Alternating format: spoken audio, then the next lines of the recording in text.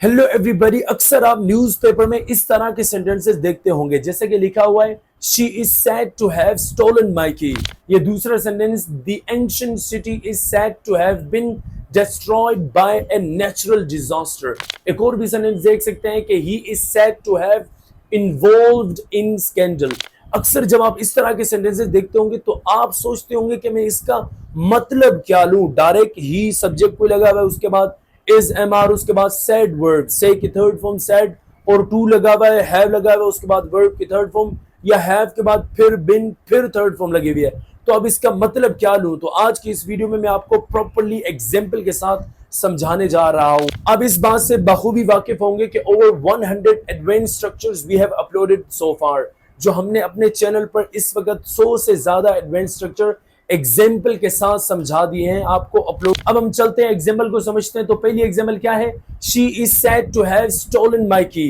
कहा जाता है कि उसने मेरी चाबी चोरी की है। इस तरह से भी बोल सकते हैं इसको कि it is sad that she has stolen my key. लेकिन क्या किया है कि एडवांस तरीके से या फॉर्मल तरीके से न्यूज़पेपर में इतना बड़ा सेंटेंस बनाने के बजाय वो बड़ा ही शॉर्ट, बड़ा ही मुख्तसर इख्तिसार कर देते उसमें कि she is said to have stolen my key.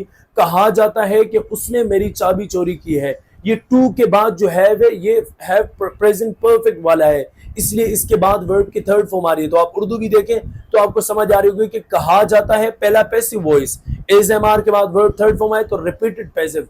कहा जाता है इट इज सैड या ही इज सैड या she is said to have stolen my key, यानी कि ही और she has stolen my key. कहा जाता है कि उसने मेरी चाबी चोरी की है। तो परफेक्ट वाला मतलब भी ले रहे हैं और साथ में जो इज़मार के बाद सैड आए तो वो रिपीटेड पैसे भी ले जाते हैं कि कहा जाता है। ये कौन कह रहा है? ये एक्चुअली है पैसिव वॉइस। फॉर एग्जांपल भी आप देख सकते हैं जैसे कि the ancient city is said to have been destroyed by a natural disaster.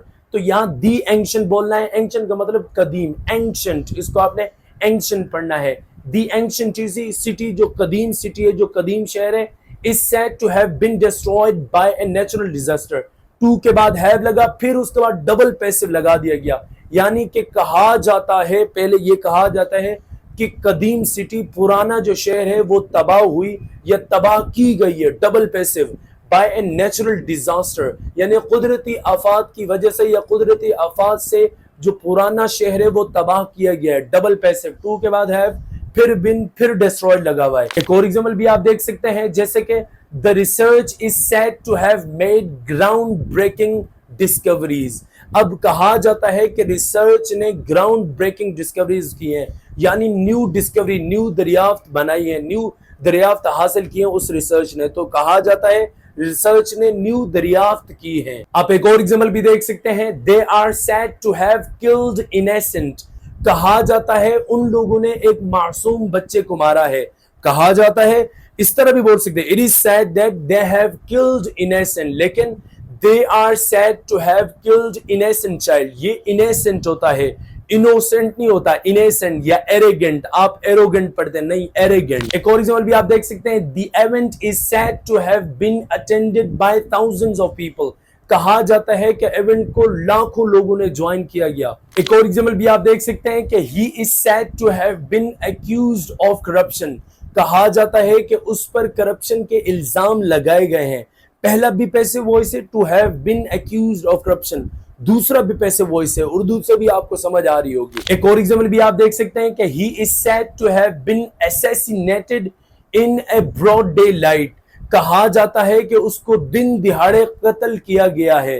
तो पहला भी पैसिव वॉइस है, टू हैव बीन असैसिनेटेड।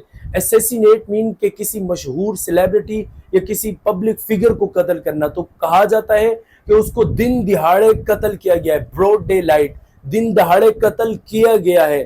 दोनों, टू के बाद वाला भी क्लॉज, वो जो अगर आप बोले वो भी पैसिव वॉइस है, जो पहला है वो भी पैसिव वॉइस है। तो इस तरह आप इसका मतलब ले सकते हैं। इसके अलावा आपको एक अनाउंसमेंट कर दूं कि अगर आप हमारे ऑनलाइन स्पोकन क्लास का पार्ट बनना चाहते हैं जिसमें we would not be speaking there, हम अपनी क्लास में जब आप आएंगे हम वहां बोलेंगे नहीं, हमारा काम एक ही है कि वहां हम आपको बुलवाएंगे, क्योंकि जो पढ़ाने का काम सारा है वो हम कर रहे हैं अपने चैनल्स पर।